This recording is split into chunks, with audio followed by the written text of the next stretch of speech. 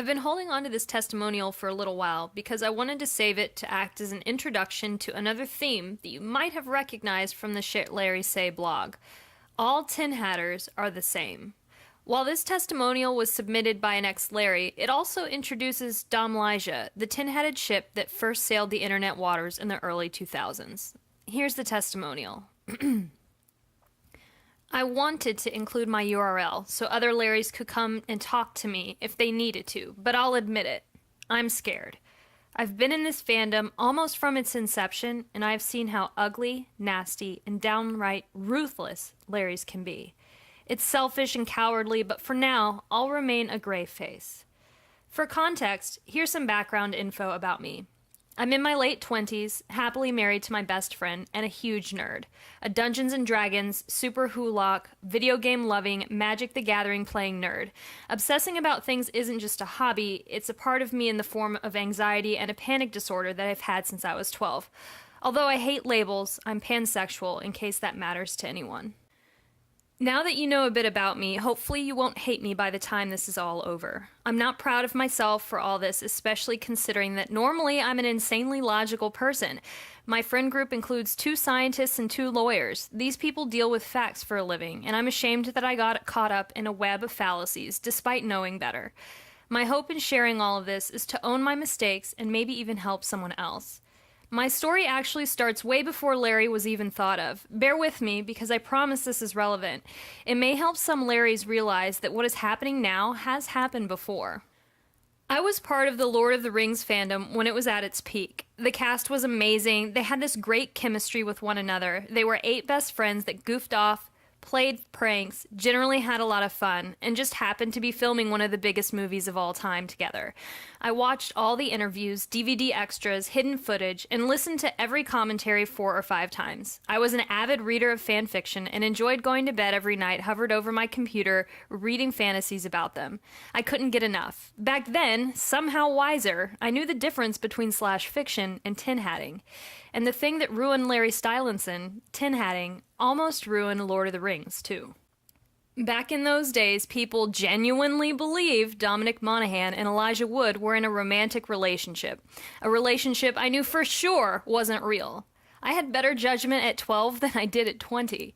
Elijah was dating Franca Potente, a cool German actress, and Dominic flirted with everyone. He was extremely charming and seemed to be the one person around whom the entire cast kind of orbited. Is this sounding familiar yet? A pretty blue-eyed boy with a longtime girlfriend and a charmer who flirted with everyone he met? This tale has been spun before, but Larry's would have you believe that Harry and Louis are unique and different, that their story is special, but it's not. The same way Harry flirts and interacts with guys is almost identical to how Dominic interacted with the Lord of the Rings cast. Dominic Monaghan could have easily been linked to any one of those guys, especially the man he spent most of his time with, Billy Boyd. They lived together while filming, shared a trailer on set, and frequently made jokes about being an old married couple. One of these jokes, which is included in one of the hidden footage parts of an extended cut of the Two Towers DVD, shows a camera stumbling upon the two of them in a trailer with Dom on his knees and Billy with his pants around his ankles. It's real. Google it. But somehow, it was Elijah that they linked him with. It was because it's easier to fetishize Dom and Elijah. Billy wasn't a heartthrob, and people just liked the idea of big blue-eyed Elijah Wood kissing and touching sexy blonde-haired Dominic. Tin-hatting almost tore the fandom apart, but a group of people stood up, spoke up, and drove the tin-hatters out, and then things were fun again. I wish I'd taken this lesson with me to the 1D fandom, but stupidly, I didn't. This will come back up later, but let's just get into how I found 1D and Larry. Fast forward to late 2011. It was near Christmas when I heard my first One Direction song, and I was instantly hooked. I love cheesy pop music, and Up All Night was just that. To some that might seem like I'm insulting it. I'm not. You'll have to pry that record from my cold, dead hands, but it is what it is. I went to YouTube and found all the videos of their time on X Factor, the video diaries, etc. I followed their first tour with Big Time Rush, a fake boy band made up by Nickelodeon, and switched my multi-fandom blog to a full-on 1D one. I was a full-on carrot, or what is now known as a directioner. It happened so fast, and Tumblr just helped me become more and more obsessed. It was full of blogs devoted to the boys, and new blogs were popping up every day. It was a rush of new content every time you refreshed. It didn't take long before Larry posts were coming across my dash. I remember the exact photo that got me hooked. It was the now infamous photo of Harry kneeling and giving Louis a rose captioned, "And I'd marry you, Harry." I was so intrigued. Had I missed something? I knew Harry and Louis were closer than the other boys, but this looked so coupley. All of my prior Lord of the Rings fandom knowledge was flushed right into the toilet. At that time, there was no treatise, not many master posts, and the only thing we had to share amongst each other was one video monikered the Larry Bible. It has since been taken down from YouTube. I'm assuming because the original poster has, like almost every person that was a Larry with me in the beginning, jumped ship. The video included the song Sweet Disposition by Temper Trap, and at the time Harry had a tattoo of some of the lyrics from the song on his Things I Can't arm, and it all seemed to make sense. I fell down the Larry rabbit hole hard. No one recruited me, no one forced me to watch anything. I found it myself, which is even more shameful. In those early days, things felt like they were mostly based on tangible, in-context evidence, so I didn't feel bad about assuming they were an item. They lived together, they spoke of each other lovingly, their moms talked about how they slept in one bed together, and they frequently joked about being in love. Looking back now and relating what Harry and Louis did early on to what Billy and Dom did in the Lord of the Rings fandom, I realized it's the same thing. This is why I told the Lord of the Rings story. This has all happened before. The idea that two men are star-crossed lovers broken apart by evil management companies is a tale as old as time.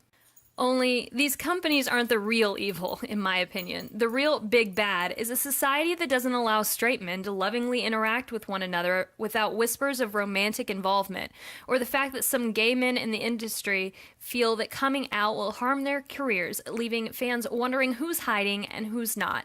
True equality for all doesn't exist yet, and that's the real tragedy here. I went on blogging about Larry and being pretty happy about it until the drama started. There was always a bit of drama as time wore on and girlfriends and denials made things messy. But rest assured, anytime something came up that made it not seem real, there was a Larry ready at the keyboard to rebut. The bullshit tweet was explained away as print Louis, not being the same as real Louis. Every time Harry was linked to a girl, it was dismissed as them just being friends. I'm going to rant about that for a moment. The thing that bothers me most about this is how people would make fun and say that Harry was so gay there'd be no way he would ever want to touch a woman's body. Everyone, of course, knew this based on the way he dressed, talked, and interacted with people. Did you just hear that? Harry was gayer than Barbra Streisand making out with Cher at Pride covered in rainbow glitter based on his mannerisms? And no one thinks that's problematic. That shit was and is homophobic as fuck. In the real world, I would never assume someone's sexuality. It's all based in stereotypes and tropes. Harry isn't the most masculine guy, but that shouldn't mean he's automatically gay. Hindsight is 20/20, ladies and gentlemen. This is not something allies of the gay community should be doing. Okay, rant over. Here's some more of the insanity Larry's came up with. The stuff that explained away Eleanor was the wildest. Number 1. Eleanor was a set of triplets. Yes, Larry's made master posts citing evidence that Eleanor Calder was a set of triplets. Yes, they were dead serious about it, and if you called them on it, they'd get pissed and make fun of you. Still not sure how that made sense to anyone. I never believed it, but it was quite funny. 2. Sometimes when Eleanor was unavailable for stunts, they'd put Liam in a wig. Most people thought it was just a joke, but some Larrys made posts about how it was real based on this one photo that is either from the worst angle ever or photoshopped. It still gets circulated around today. Again, never believed it, but the photo alone always gets a chuckle out of me. 3. Eleanor was a modest employee. Several Larrys reblogged content from someone pretending to be an ex-Modest employee who was disgruntled and leaking Modest's worst-kept secret, that Louis and Harry were in fact dating and loved up all throughout the halls of Modest. This content included a document that stated that Eleanor was contractually obligated to date Louis. She was on the payroll, got health benefits, and free clothes for her services. There were pages and pages of this stuff, including bearding applications. Yes, there were actual applications in case someone ever walked into Modest asking for the job of being Harry's beard. There were contracts that all Modest employees had to sign upon hire, stating they would never talk about Larry no matter what they saw, implying Harry and Louis were screwing in full view of the Modest offices, and that employees were briefed on this on their first day of hire. Seems legit.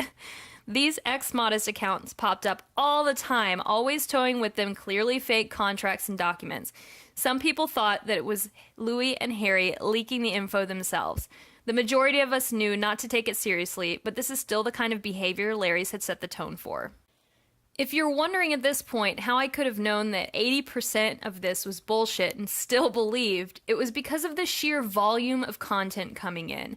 You guys are used to dead dashes of rehashed crap. Back at that time, I couldn't keep track of everything. I was on Tumblr from the time I woke up until the time I went to bed, sometimes pulling all-nighters so I didn't miss anything. Someone in the fandom hacked airport security cameras to watch Harry play on his iPad for 4 hours. I'm not kidding, look it up. We knew where they were, who they were with, and what they were having for fucking dinner at every waking moment. If you missed a day, it was like you had to get the notes from someone so you didn't fall behind in class. It was insane and yet thrilling. There was always something going on or something new to prove that Harry and Louis were in fact together. There was new evidence and new master posts daily. There was so much that even with 80% of it being fake, the 20% that seemed plausible was enough to make it real. What newer Larrys don't get to experience was events happening live and there being 400 people on your dash hitting post limit all in a matter of hours. Being on Tumblr the night the Barbara Walters special aired felt like witnessing a life-changing event with all of your closest friends. Even now, I'll admit to you that it was a lot of fun, and I think that's why a lot of Larrys are still there. They remember a time that is long gone. I know that those days are definitely what kept me holding on. The problem is that all that adrenaline had us all fevered. It had us believing what we wanted to believe, that these two boys were totally and completely in romantic love with one another, even though they weren't. By the time Taylor Swift came along, Larrys were pros at making it all make sense, and our small corner of the internet blew up even bigger. A ton of Harrys who thought Harry was straight, who had once scorned us, were now on our side. There was no way that their Harry could possibly date her. This is another huge problem in that fandom. Those people don't actually like Louis and Harry. They like their versions of Louis and Harry.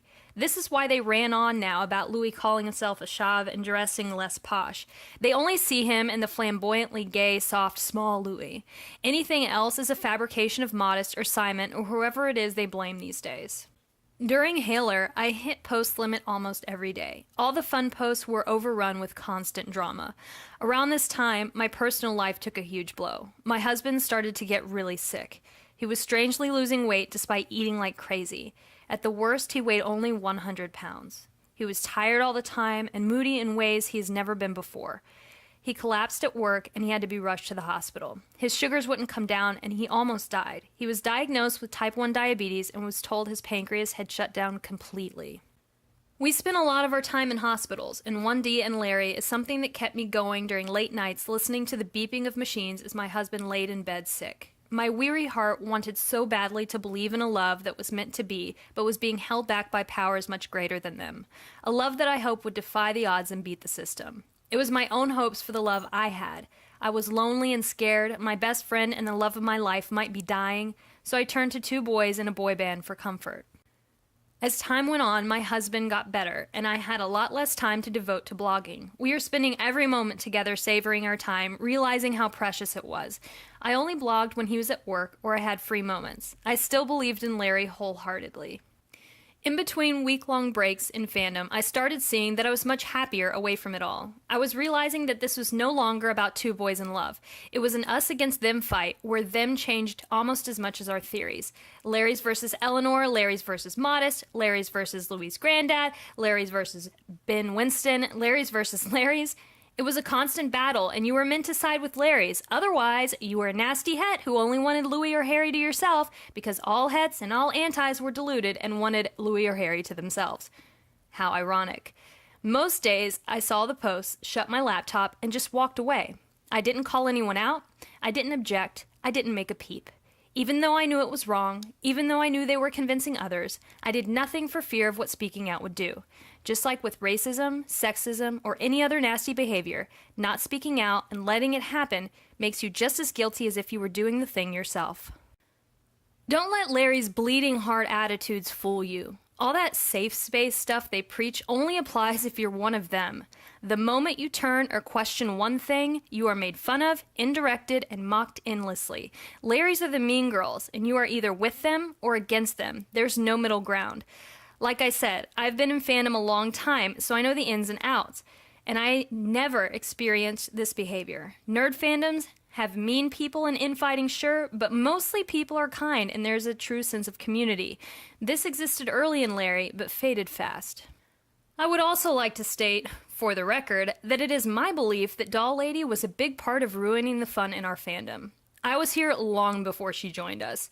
She may be the biggest Larry now, but back in the day, she was only one of them. A lot of others have deactivated, so it hasn't exactly been hard for her to rise the way she has. Most people follow her because they think she's the expert Larry, the person who has been here the longest, and the one who knows the most. No. She's just the Larry who's shouting the craziest shit from her rooftop so everyone gathers below to listen. When she first came into our fandom, or at least when she garnered attention, she wasn't even a Larry blog. She was gossip candy, and she was trying to be the next Perez Hilton, blogging about all kinds of celebrity gossip. She clearly wanted to make her mark blogging about hypothetical theories based around celebrities, and now it's all she does. The charities are what skyrocketed her, and I have to hand it to her. Hiding behind a charity is a brilliant way to seem like a good person.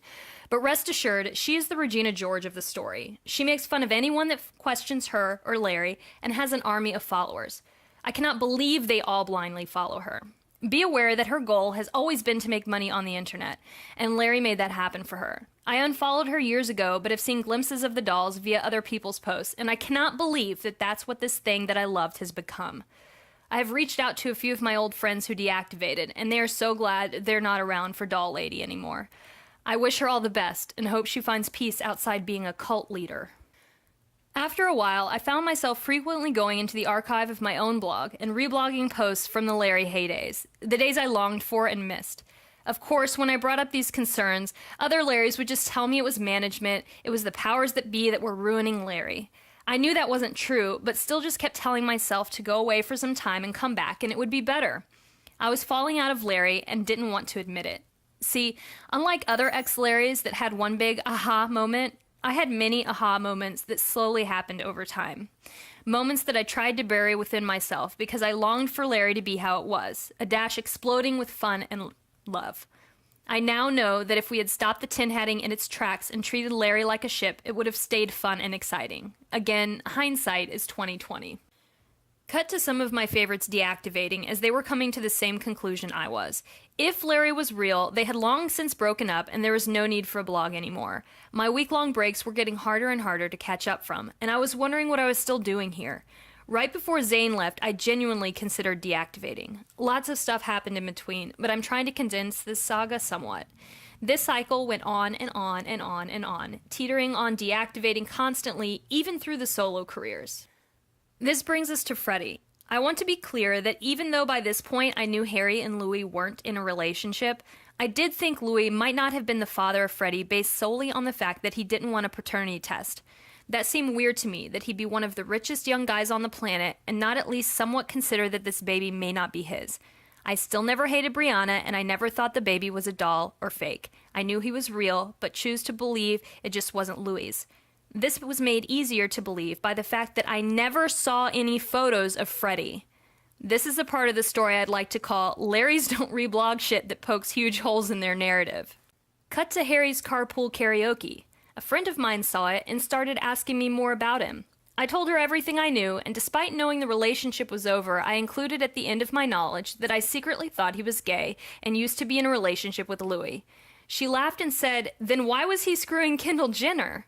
I laughed back and said, they had one date 4 years ago. Because that's all I had seen on my dash, one papped photo from what looked like a very stunted date. She was surprised that I was the Harry Styles expert, yet she had seen these photos of them all over one another on a yacht, and I hadn't. After talking with her, I rushed to my laptop and looked it up, and there they were, photo after photo of Kendall and Harry clearly making out on a boat, and tons of photos of him with his hands on her ass, very coupled up and very happy. I rushed back to Tumblr and searched for Hindle stuff. There had been so little of it on my dash, I couldn't even remember what excuses Larry's had to dismiss it. I found Larry saying the photos were of them doing nothing on a boat. Of course, these were just tags, no actual photos. They said they were just lounging and just being gay best friends. I saw them saying the photos were from Anne's iCloud hack, and Larry said they refused to look at those photos as it was a violation of Anne and Harry's privacy, even though they looked at and reblogged all the photos from numerous other hacks, including the boys' old Facebooks. The real reason they didn't reblog or talk about these is because it's insanely hard to explain those photos away, but some of the more deluded ones tried. I asked a big Larry in an anon message what they thought of the photos, and they directed me to a post citing how Kendall was gay and with Gigi Hadid. In this post, Harry was gay with Louis, Zayn was gay with Liam, Gigi was gay with Kendall, and Cheryl was a fake bitch who probably didn't have a real baby either. I just cannot believe that people think there is this much fuckery going into keeping these people in the closet. Even back in the day when actors really had to hide their sexuality, they married. It was that simple. Lance Bass was in the closet and you didn't see him having to fake babies and include 16 other people in some elaborate scheme. If they had lied about Hindle, surely they were lying about Freddie. I searched and saw my first photo of Freddie Tomlinson. I saw Louis and his face right away. I didn't need an official paternity test. No one in their right mind would question it if they saw the child's face. I challenged Larry's to tell me why that kid looks identical to Louis as a baby. Wait, I take that back. They would find a way, and that's the real problem. There is nothing, and I mean nothing, that will convince some of them that this isn't real. Nothing should ever be so cemented to you that logic and the truth will unearth it. That is dangerous and insane. After seeing Freddie for the first time, I was gutted. I had already just been going through the motions of being a Larry without actually believing it was real anymore. I knew there was no way Louis and Harry could maintain a relationship while constantly on different continents. Up until this point, the best case scenario was that Louis and Harry once were together but just drifted apart and broke up, but still loved each other very much. The last Larry moments that I thought I'd never lose were erased by the sheer bullshit it was taking to hold this whole thing together. That, and my sudden recollection that this had all happened in Lord of the Rings. I started wondering why I didn't let logic win the way it had back then. Why hadn't I checked the photos for myself? Why did I just believe when other Larrys told me it wasn't real? It dawned on me that it wasn't even about what I was seeing. It was that the boys existed outside of the Larry narrative. I felt I had been looking at my faves through rose-tinted glasses. I only knew them the way Larry's had presented them. It was all fake. Something I had bought into simply because it seemed like it could be real and because I wanted it to be real. I started following antis hoping to find a way out. I was worried that once I gave Larry up, there would be nothing left, and that made me so mad. I wasn't ready to give up One Direction. 1D had become important to me. They had been there for me when my husband was sick, when I felt down, when my anxiety was out of control, and when I needed an escape. Larry didn't have to define my fandom experience. Through shit Larry say, that's me. I heard testimonials like the one you're listening to now, and realized that there were other people like me, and they'd accept me and help me to navigate 1D fandom post-Larry. I talked with F-ML, and she was so kind. So much kinder than anyone in the fandom had been to me before. Her words gave me the courage to take the plunge. I switched my name and started unfollowing Larry's. Since switching, I love my dash. It's so fluffy and full of the beautiful boys and no drama. I do still plan on shipping Louis and Harry, because I enjoy the fanfic and the pairing, but now I can do it without the stakes being so high and worrying about the logistics of it all. I can be okay with the boys dating whoever they want and not caring. I'm here for them and the music, and who cares who they're sleeping with? I hope my story helps someone, or at the very least gets someone thinking. If you're a Larry listening like I was, Google photos of Freddie, or Google photos of Hindle on that boat. Hell, just Google Louis and Harry and see what comes up. Who knows what they've been hiding from our dashes? Better yet, just listen to your gut. Mine told me over and over and over and over that it wasn't real, that it all just didn't make sense, but I held on because of nostalgia and fear. I knew they weren't together, but thought that maybe they used to be. Maybe it was real then, and that's why I'm still here. That narrative is a fill-in-the-blanks fanfic. We were shown bits of two friends interacting with each other lovingly, and Larry's filled in the rest of the story. This is a ship that's been taken over by tinhatters, just like Lord of the Rings. The idea of Louis and Harry is cute, it's sweet, and I get not wanting to let it go, so don't. Just stop buying into the idea that it's real, and that you need to save them. If you're holding on for reasons like this, it's time to let go. Harry has gone on tour, and Louis is about to release an album. And I know what Larry HQ is going to do. Louis' songs will be picked apart, and anything perceived to be about Eleanor will be made to be about Harry. If the song is gendered, they will blame it on Simon or whoever is the villain this season. If Camille shows up at Harry's shows, which she did, they'll hide it or make them gay best friends, or worse, call her an attention-seeking whore. But I can't wait to enjoy The Boys without all of that. Louis was right. Larry is bullshit, and you don't have to be part of it anymore.